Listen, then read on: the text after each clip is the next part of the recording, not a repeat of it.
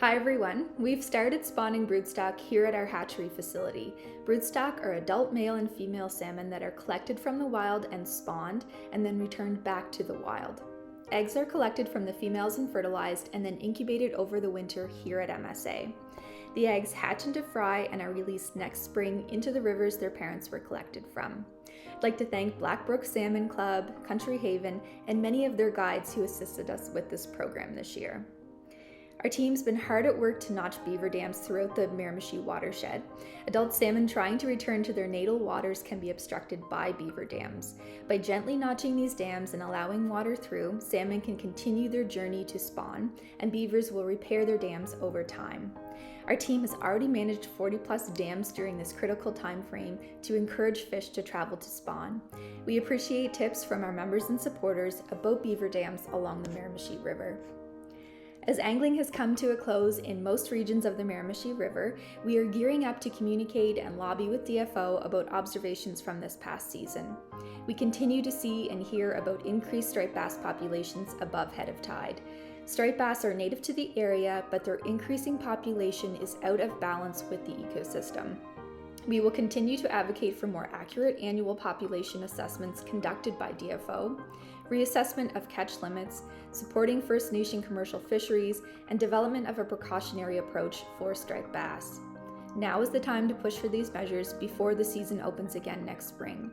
We will also advocate for clearer and more timely communication from DFO on season guidelines.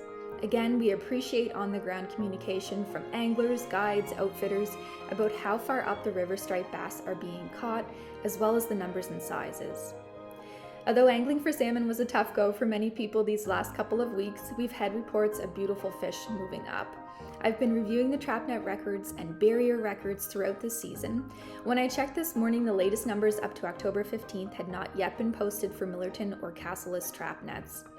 Barrier records from the Dungarvan and Northwest showed higher counts in this year, 2021, compared to last year in 2020. Favorable conditions this summer seem to allow more fish to move up earlier, but I'm still hoping we see a strong fall run move through the trap nets. It's also possible this fall run is a bit later this year, but luckily the trap nets are in operation until the end of October. Regardless, now is the time to work collaboratively with DFO Gulf on important salmon measures, like reviewing the daily limit for catch and release, finalizing the precautionary approach, and initiating critical research and conservation programs. MSA continues to act on a number of fronts as part of our conservation plan. We are focused on fry stocking at this time, as well as novel cold water restoration, beaver dam management, juvenile assessments, smolt assessments, and addressing the increasing striped bass population. Invasive species remain top of mind with the plan to eradicate smallmouth bass from Miramichi Lake and a portion of the southwest Miramichi River in 2022. We have an incredible resource that is worth conserving, and that's what we will continue to advocate for. Recent positive press has shown the value of smolt to adult supplementation programs occurring in Fundy National Park. We congratulate this team in that region that saw the highest salmon returns since the 1980s. On a lighter note, our MSA photo contest was well received this year. I'd like to thank our sponsor, AV Group. Over 100 photos were submitted and our judges are currently reviewing the entries. As COVID restrictions continue to impact our in-person fundraisers, we luckily still have an online auction launching today. I encourage you to check out this auction. It's posted on our website and it's loaded with fantastic fishing trips, gear, potential Christmas gifts, and more. Flies tied by Jerome Malloy are featured in this auction, as well as handmade items and baked goods. It also features some of our new MSA merchandise. Proceeds from this fundraiser will go directly back into our conservation programs and operations. I thank you for your continued support, especially into our second year of dealing with this global pandemic.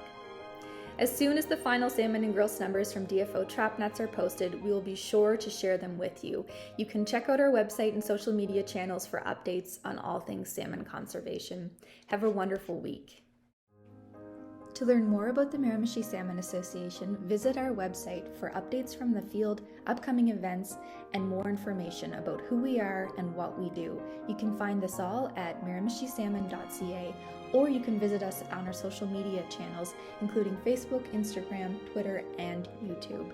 We have timely updates through all of our social media pages so you can stay in the loop with all the work we're doing to conserve Atlantic salmon.